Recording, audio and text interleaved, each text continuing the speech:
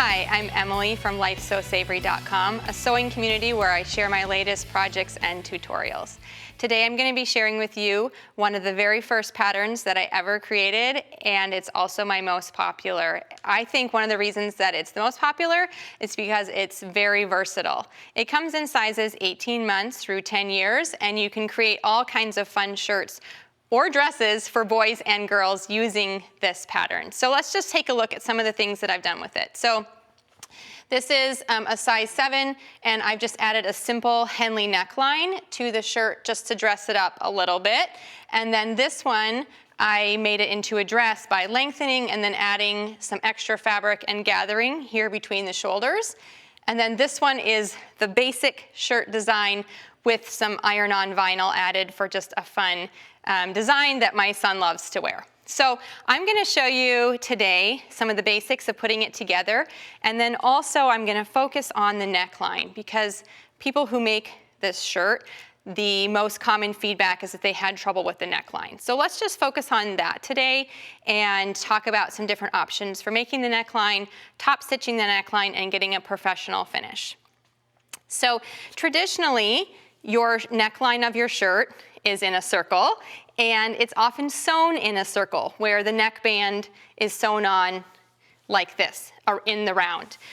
But if you look at any ready-to-wear clothing that you've purchased in the store, you will see that seam on the shoulder, and your neckline was probably not sewn in a circle. So I started several years ago sewing my necklines on an open neck like this, and found myself to be much more accurate and much faster doing it this way. So this is the way I recommend if you've never sewn a neckline, and we'll talk about how to sew that on in just a minute. So before you sew the neckline, this pattern is very simple with straight lines only. And what you do is you'll sew the sleeves on either side to the front of the shirt, and then you'll sew the back to one side of one of the sleeves. Now this sleeve is the same on both the front and the back, so it doesn't really matter which side your sleeves are on. And before you sew this final back and sleeve, I like to sew the neckline. So right now we're gonna go over to the serger, and I'm gonna sew this neckline on, talk about some things with that, and then I'll show you a couple of ways that you can top stitch this neckline for a great finish.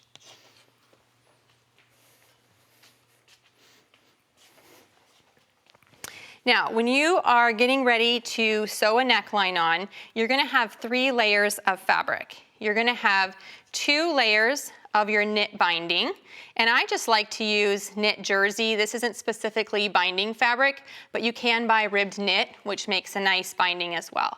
And you'll cut it as double wide of what you actually want the finish to be. And then you fold it in half with the wrong side inwards, and we just line it up, raw edges together on your neck edge. So you'll actually have 3 layers of fabric. You can see that we're going to sew 2 layers of the neck binding and 1 layer of the shirt. And the neck binding is straight. I just cut it straight on the fabric, and the neckline itself is a little bit curved. So you have to make sure that you're lining up those edges as you go. Also, the binding is smaller than the neckline, so you'll want to make sure that you stretch that binding to meet the size of the neckline as you sew. So I've pinned mine, stretched and pinned it all along to make it easy for me to sew. And as we're doing this, we're just going to make sure that we're lining up those 3 layers of fabric. And so you go nice and slow along there and keep those edges lined up. I don't like to trim a lot of fabric as I'm sewing, so I'm just barely taking off the edge, which just makes a nice clean cut on there, but not really trimming off much. And then of course I'm stopping to pull out the pins and going around the curves, making sure I'm catching all 3 of those layers. So nice and slow, line up your edges. If you miss the fabric, you will definitely see a hole when we're done sewing this. So it's easiest if we just get it all the first time, rather than have to go back and fix our mistakes. And of course, I'm speaking from experience on that, as many times I've taken it off and I did miss something. So I try to go slow and steady around there. All right, so now we have reached the end of the neckline.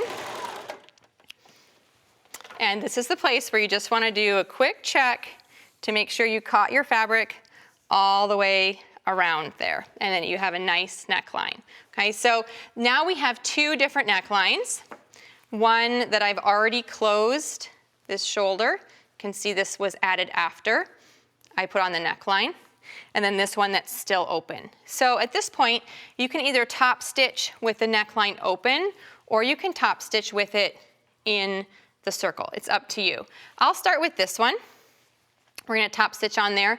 And one of my favorite methods for top stitching on knit fabric to get a professional look without any professional machines or equipment is to use a twin needle. And that's what I have on my machine right here. So it's actually two needles coming down, going through the fabric, and it puts two parallel stitches right along your neckline. It's also a very stretchy stitch because you need this to go over heads and maintain that stretch. So if you do just a regular straight stitch around there, it's very easy to pop those threads when this is pulled over your head. So I've got the twin needle. I also have stretch thread on both the top needles and threaded on the bobbin. So stretch thread is also key when using, this is the stretch thread. Okay, so you can buy a variety of different kinds. This is the kind we're using today, and it's actually has some stretch in the thread. Also, if your machine has a double needle button, you'll want to push that, and it just helps the double needle sew just a little bit more smoothly. But I've also used a twin needle on a machine that didn't have that button, and I was able to make it work. So just play around with it, but it's a really simple tool, very inexpensive, that gives a really nice look. So what I'm going to do is I'm actually going to top stitch this serger tail down, and then I'm going to stitch around the neckline. Okay, so that will be our top stitching, and then we'll just continue around the neckline. So sometimes it's a little bit tricky to get started because we have a lot of bulk here. So I just keep going, and then you're going to stop and turn. And you'll have to pull those needles up because they don't rotate or pivot like a single needle does. And what I'm going to do is I'm going to top stitch right along the edge of the neckline, but I'm stitching on the main fabric. So I'm not stitching on the neckline, I'm stitching on the actual shirt. The seam allowance for the neckband is folded down towards the shirt so that it is being stitched now as I'm sewing along. I like to lengthen the stitch to about a 3. Your average, your normal stitch is about a 2.5. So I like to make the stitch length just a little bit longer when I'm sewing this. I think it gives it a little bit more stretch and also just adds a nice look. But you can play around with the stitch length and see what looks best for you. So we're almost back around to the beginning of this, and I'll show you what I've done before I show you my second option for top stitching if you don't want to use the twin needle. So you can see right here how this is a really nice looking neckline with even stitches, and the best part is it's still really stretchy. So that's going to fit right over my son's head without any issue, and the inside looks pretty too. So I'm going to go ahead and switch to a single needle so I can show you the other alternative for top stitching the neckline. All right, now we just have a regular stretch needle on our machine. I've taken off the second spool of thread, and we're just dealing with one spool of thread, still stretch thread, but only a single needle. I've also changed it to a narrow zigzag, and I'm going to use that to top stitch along the shirt because that will still give us a stretchy neckline without too much fuss. So we're just going to sew this, and I've also left this neckline open. So if it's too intimidating for you or hard when you're starting off to sew that neckline in the circle, sewing it while it's still open is a great way to start with that. And you can always progress up to sewing it in around. And you can play around with what sort of zigzags you want to show or what you think looks good.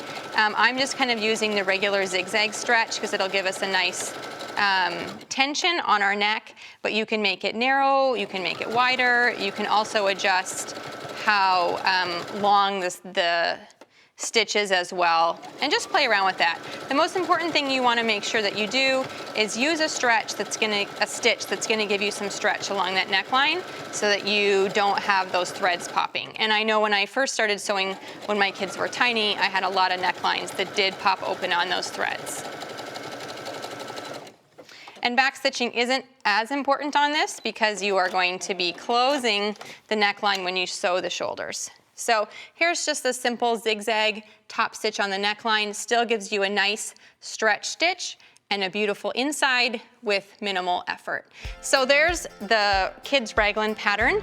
Very easy to sew, but I've just walked you through the trickiest parts, hopefully giving you some tips and tricks that you can use to achieve a very nice looking neckline on a very easy shirt.